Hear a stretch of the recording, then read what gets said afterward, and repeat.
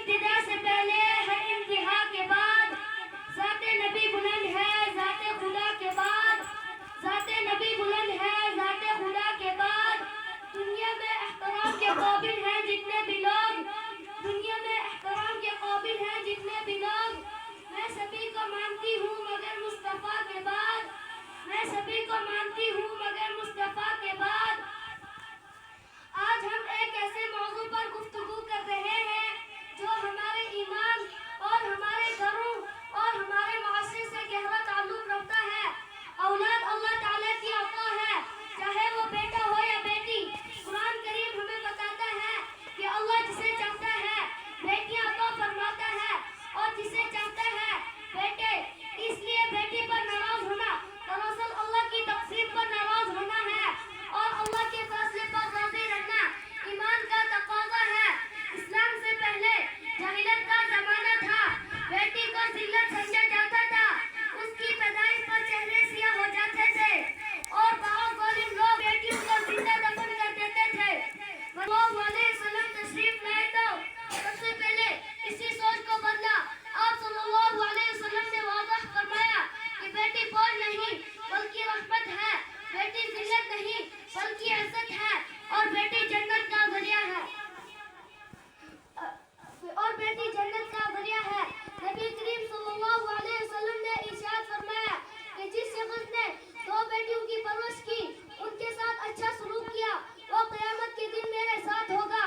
ایک اور حدیث میں آیا ہے کہ جن لوگوں کو بیٹیاں ملی انہوں نے صبر کیا ان کی پرورش کی ان پر خرچہ کیا وہ بیٹیاں ان کے لیے جہنم سے پردہ بن جائیں گی یہ اللہ تعالیٰ کی طرف سے بہت بڑا وعدہ ہے جو کسی اور رشتے کے ساتھ اس شان سے نہیں آیا بیٹی صرف ایک اولاد نہیں بلکہ وہ گھر کی رونق ہوتی ہے ماں کے لیے آنکھوں کی ٹھنڈک باپ کے لیے دل کا سکون اور پورے خاندان کے لیے رحمت ہوتی ہے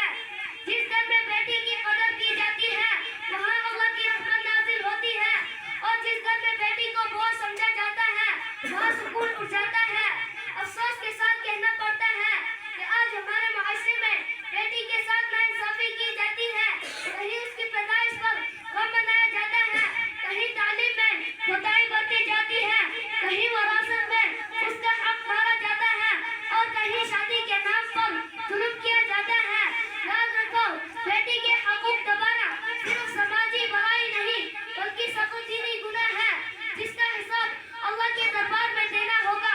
اسلام ہمیں یہ سکھاتا ہے کہ بیٹی کو محبت دو اسے دین و دنیا کی تعلیم دو اس کی عزت کی حفاظت کرو اور اس کے تمام حقوق ادا کرو تعلیم یافتہ بیٹی ہی اچھی ماں بنتی ہے اچھی بیوی بنتی ہے اور ایک پوری نسل کی اصلاح کا ذریعہ بنتی ہے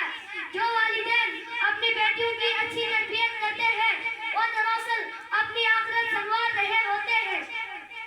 بیٹی پر خرچہ کرنا صدقہ ہے بیٹی کی تربیت صدقہ جاریہ ہے اور بیٹی کی دعا ماں باپ کے لیے آخرت کا سرمایہ ہے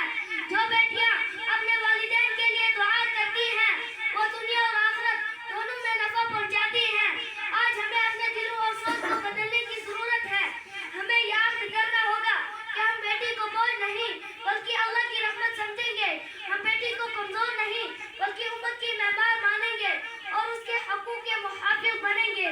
آخر میں اللہ تعالیٰ سے دعا ہے کہ وہ ہمیں بیٹیوں کی صحیح قدر کرنے کی توفیق عطا فرمائے انہیں ہمارے لیے ٹھنڈک چشم اور صدقہ جاریہ بنائے اور قیامت کے دن نبی کریم صلی اللہ علیہ وسلم کی رفاقت نصیب فرمائے حضور آئے تو صدقے آفرین اشفا گئی دنیا حضور آئے تو صدقے آفرین اشفا گئی دنیا اندھیروں سے نکل کر روشنی میں آ گئی دنیا اندھیروں سے نکل کر روشنی میں آ گئی دنیا ستے چہروں کا زنگ اترا مجھے چہروں پہ نور آیا ستے چہروں کا زنگ اترا مجھے چہروں پہ نور آیا حضور آئے